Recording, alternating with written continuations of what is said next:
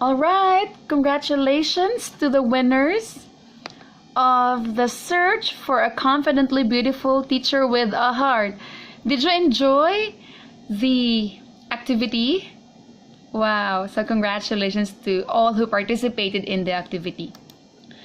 Well, let us start by being reminded of Ellen White's statement in her book Education. It states, shall we all read together? Are you ready? Let's read together. Ready, start. Every teacher should see to it that his work tends to definite results. Before attempting to teach a subject, he should have a distinct plan in mind and should know just what he desires to accomplish. I believe all of us are familiar with this. We know the importance of planning before teaching. No matter how experienced you are, despite your many years of teaching the same subject, teaching the same grade level, it is still important that a teacher plans every time. I want to repeat that, every time he or she teaches. Why? Simply because we are teaching different sets of students with different needs as well. If we don't plan each time, we will be less effective in our teaching practices. So what is OBE? Some of these things might have been mentioned by those who answered the question earlier in our search for a confidently beautiful teacher with a heart. Outcomes-based education means clearly focusing and organizing everything as in an educational system around what is essential for all students to be able to do successfully at the end of their learning experience. This means that starting with a clear picture of what is important for students to be able to do, then organizing the curriculum, instruction, and assessment to make sure this learning ultimately happens. This is written by William Spady, 2003. William Spady is the father of outcomes-based education. So outcomes-based education, from the keyword itself, outcome, focusing on what is essential, starting with an end in mind, having a clear picture of what is important for students to do. Then with that in mind, organizing the curriculum, instruction, and assessment in such a way that the desired essential and the desired end in mind will ultimately happen. The first thing to consider is a clear picture of what is important for students to be able to do. And these are the things that we are facing every day as teachers. We formulate goals, objectives, and outcomes, and then organize the means towards the achievement of those through the curriculum planning, instructional planning, and assessment. Why is it important to do OBE?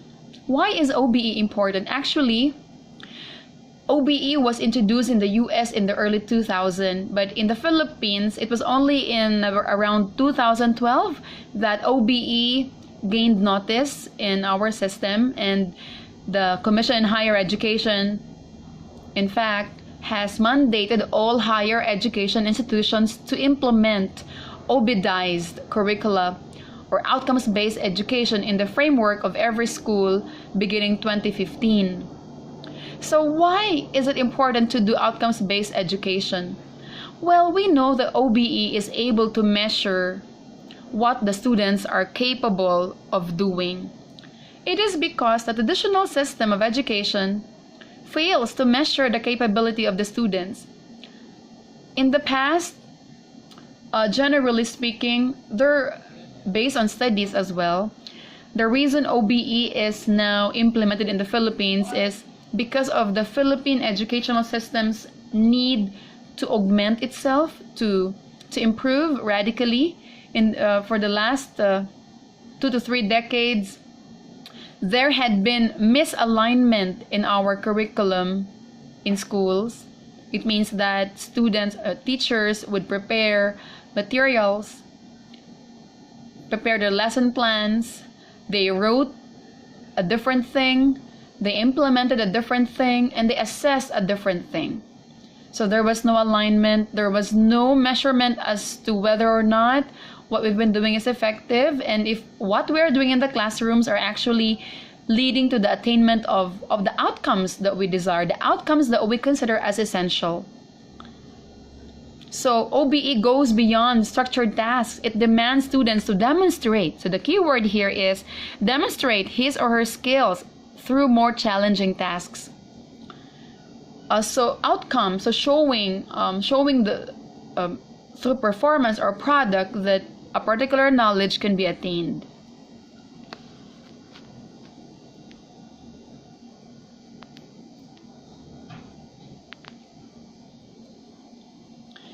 So this one is the case of the top to bottom alignment. Well, our schools have the philosophy, vision, mission, core values. Then from that, we are going to formulate our outcomes. And then the program outcomes, course learning materials. In short, for the case of the basic education, all the things done in the classroom must reflect, must cascade an overall goal. It must not be detached to it. And this one is an example of an outcomes-based education framework wherein you would see the cascading from the mission vision down to the outcomes, program outcomes, learning outcomes, and down to the classroom level of implementing teaching methodologies. Okay, as for the implementation, CHED memo mandates OBE standards for higher education. As I mentioned, like in AUP implemented OBE curriculum by obedizing its core syllabi starting 2015, and up to now we are still refining with the framework and even with the formulation of institutional outcomes, program outcomes, and PEOs. But for the enhanced basic education curriculum, the K-12 by the Department of Education introduced content standards, performance standards, and competencies in K-12 curriculum guide, and that's what you've been doing in your DLL, in your lesson planning as well. So for the next activity, I would like you to share, to think, pair with your seatmate, and share your answers to the following questions. How do you understand OBE based on what has been presented? How have you been obedizing your teaching practices? In what ways or areas can you improve? You are given 5 minutes to exchange thoughts with your seatmate.